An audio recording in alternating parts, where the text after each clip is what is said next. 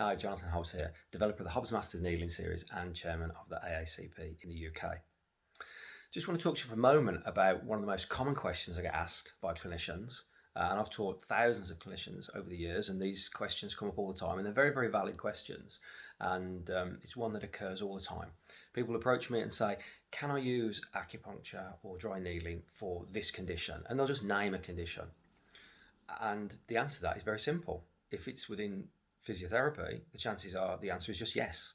But that's not really the question you should be asking. It's a very simple answer. It's a very simple question.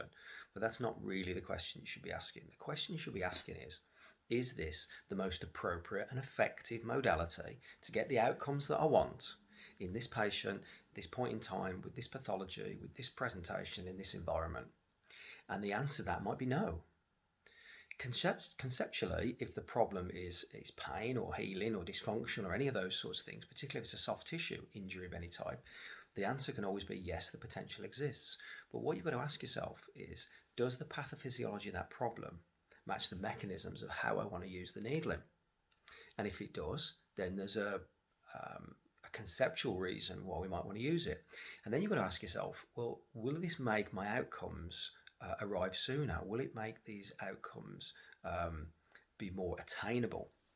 Does it make what I'm trying to do more effective? Does it facilitate a positive outcome? If that's the case, then the answer is yes, you can use it in those instances.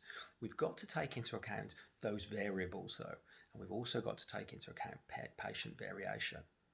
So the simple answer is always yes, you can use it, but you've got to ask yourself a number of other questions as to whether using it will make the outcome arrive sooner. Will it make your treatment more effective? The answer to that is variable, and that's for you to decide with clinical practice. So I'll speak to you again soon, more about clinical practice and clinical reasoning.